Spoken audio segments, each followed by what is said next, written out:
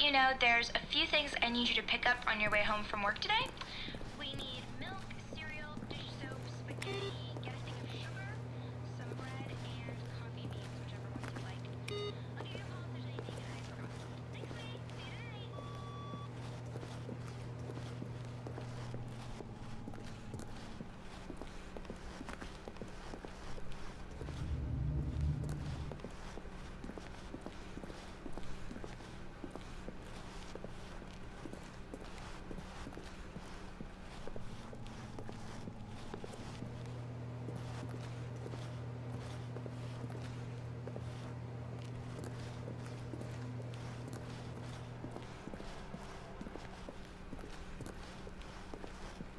When Stanley came to a set of 2 open doors, he entered the door on his left.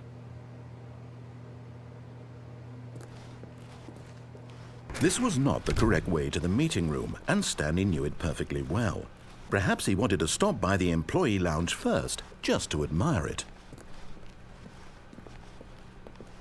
Ah, yes, truly a room worth admiring. It had really been worth the detour after all, just to spend a few moments here in this immaculate, beautifully constructed room. Stanley simply stood here, drinking it all in.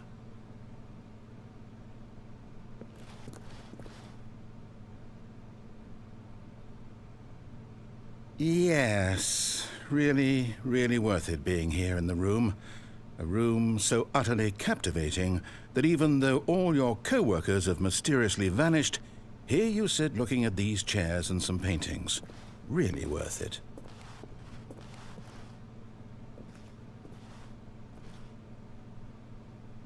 At this point, Stanley's obsession with this room bordered on creepy and reflected poorly on his overall personality.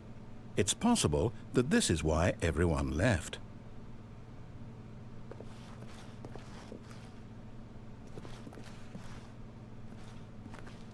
Stanley sat around waiting for more dialogue, but when a long time had passed and there was no more, he decided that the game was trying to send him a message.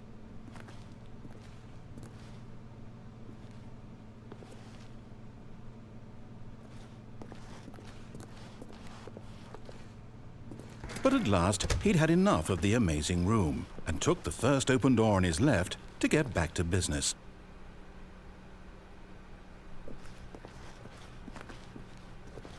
Stanley was so bad at following directions, it's incredible he wasn't fired years ago.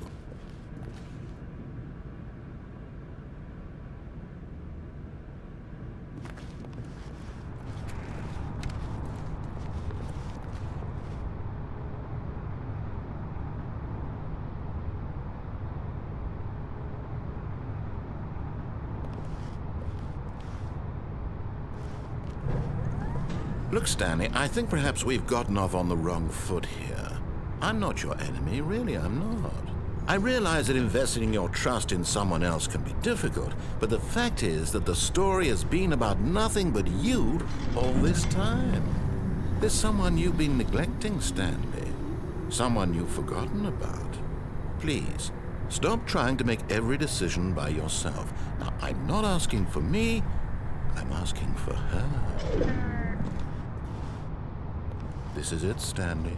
Your chance to redeem yourself, to put your work aside, to let her back into your life. She's been waiting.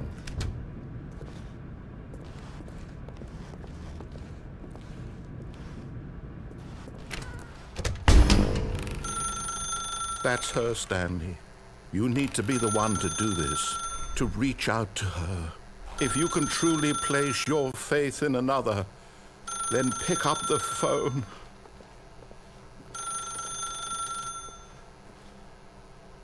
As Stanley picked up the phone, a white light engulfed him, filling him not just with radiance, but with hope.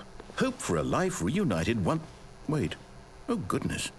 Stanley, did you just unplug the phone? No, that wasn't supposed to be a choice. How did you do that? You actually chose incorrectly. I didn't even know that was possible. Let me double check. No, it's definitely here, clear as day. Stanley picks up the phone. He's taken to his apartment where he finds his wife, and the two pledge themselves to one another. Music comes in, fade to white, roll credits. Not picking up the phone is actually somehow an incorrect course of action. How is that even possible? None of these decisions were supposed to mean anything. I don't understand. How on earth are you making meaningful choices? What did you... Wait a second. Did I just see... No, that's not possible. I can't believe it. How had I not noticed it sooner? You're not Stanley. You're a real person. I can't believe I was so mistaken. This is why you've been able to make correct and incorrect choices. And to think I've been letting you run around in this game for so long. If you'd made any more wrong choices, you might have negated it entirely. It's as though you completely ignored even the most basic safety protocol for real-world decision-making. Or did you not grasp the severity of the situation? Well, I won't have that kind of risk on my watch. I'm going to stop the game for a moment so we can educate you properly on safe decision-making in the real world. Please observe this helpful instructional video. Choice. It's the best part of being a real person. But if used incorrectly, can also be the most dangerous. For example, in this scenario, a hypothetical real person named Stephen has a choice. He could spend years helping improve the quality of life for citizens of impoverished third world nations. Or he could systematically set fire to every orphan living in a 30-kilometer radius of his house. Which choice would you make? Remember that unlike here, the real world makes sense, and at no time should you make a choice that does not conform to rational logic. If you find yourself speaking with a person who does not make sense, in all likelihood, that person is not real. Allow the person to finish their thought, then provide an excuse why you cannot continue talking. Turn to a partner and practice saying, "My goodness, is it 4:30? I'm supposed to be having a back, sack, and crack."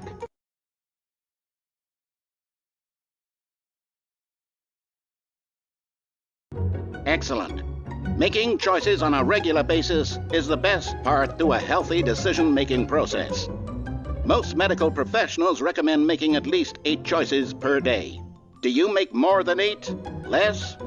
And finally, if you begin to wonder if your choices are actually meaningful and whether you'll ever make a significant contribution to the world, just remember that in the vast infiniteness of space, your thoughts and problems are materially insignificant, and the feeling should subside. At this time, your instructor will guide you in an exercise to test and reinforce the material covered in this video. Welcome back. You may have noticed that this room has begun to deteriorate as a result of narrative contradiction. But not to worry. Now that you're properly informed on good decision-making, we're going to revisit a choice you made just a few minutes ago and see what the correct thing to do would have been. This way, please.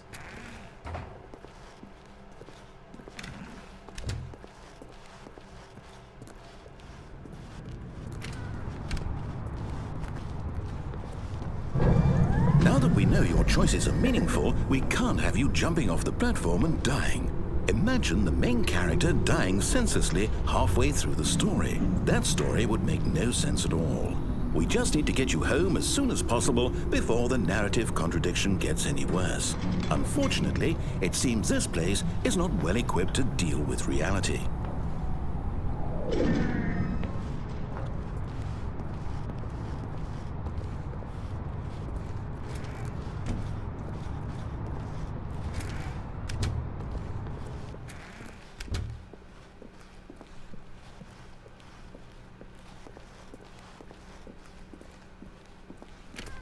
Almost there. You'll take the door on the left, back to the correct ending, the story will have resolution once again, and you'll be home free in the real world. Now remember, all you need to do is behave exactly as Stanley would. That means choosing responsibly and always putting the story first. I'm quite sure you'll be up to the task. Just follow my lead and you'll be fine. All right. When Stanley came to a set of 2 open doors, he entered the door on his left.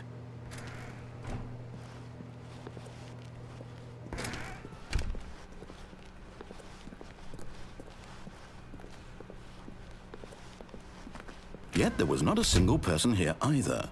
Feeling a wave of disbelief, Stanley decided to go up to his boss's office, hoping he might find an answer there.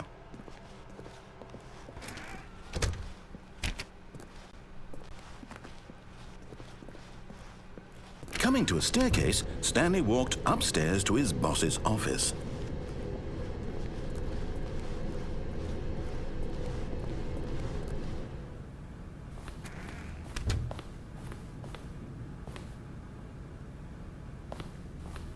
Stepping inside his manager's office, Stanley was once again stunned to discover not an indication of any human life.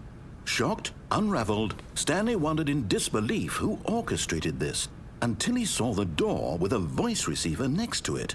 Surely behind this door lay all the answers to his questions. And beyond all probability, he knew the passcode. He had seen it on his boss's computer just last week. Night Shark 115. Was this the code to open the door? Would it still work? There was only one way to find out. Stanley had been trained never to speak up, but now he would draw from within himself the courage to face the unknown.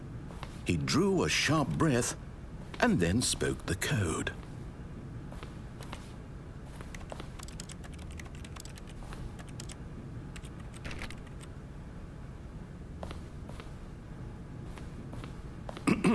Stanley spoke the code. Night Shark 115. He spoke it into the receiver, right there on the wall.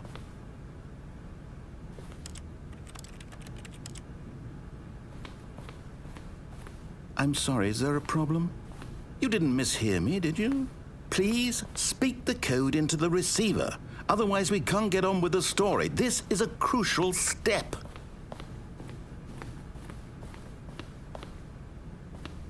Okay, fine, you're not going to do it, but you know what?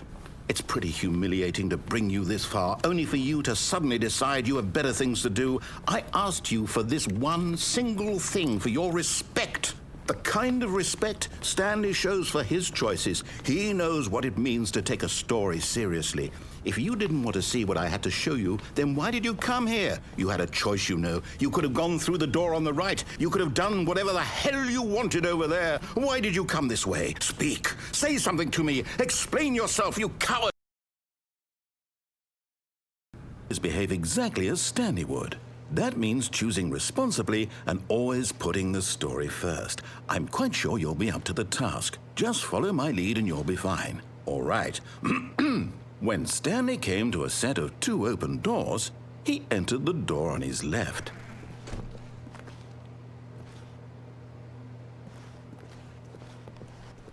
No! Why did you do that? Quickly, hurry back in the other direction. Perhaps we're not too late.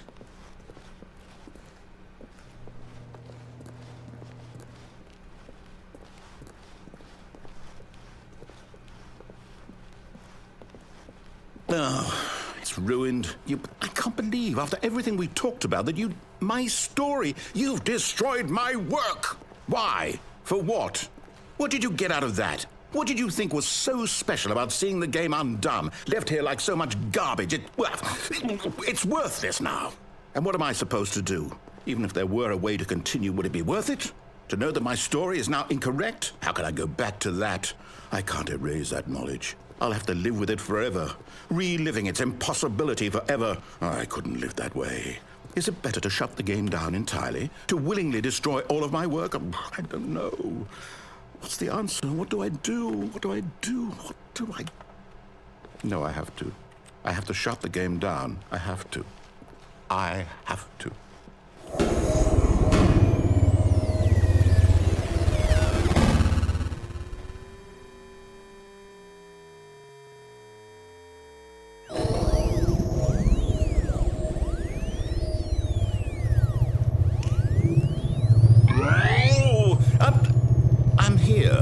I'm still here in this pile of rubbish, with you, who thought you were so clever.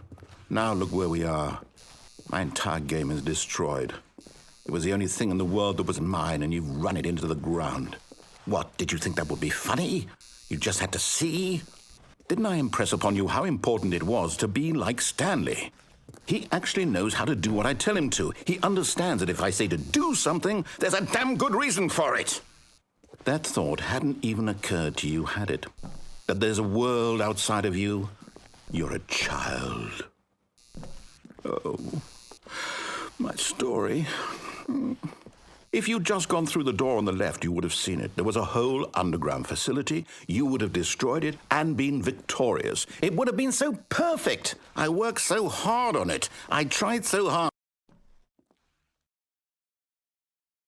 When Stanley came to a set of 2 open doors, he entered the door on his left.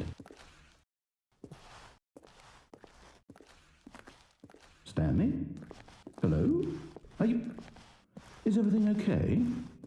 Stanley, please. I need you to make a choice. I need you to walk through the door. Are you listening to me? Can you hear me? Is everything all right? Stanley, this is important. The story needs you. It needs you to make a decision. It cannot exist without you. Do you understand me? Whatever choice you make is just fine. They're both correct. You cannot be wrong here. We can work together. I'll accept whatever you do. I simply need you to take that step forward, please. Choose. Do something. Anything. This is more important than you can ever know. I need this. The story needs it. So, you hear me? Are you there? Are you listening to this? Stanley, are you there? Okay. It's okay, I can wait. You need time to decide. Time to make sure your choice is correct. That is the best choice. That's all right. I'll wait for you to decide what's the right thing to do. Take as much time as you need.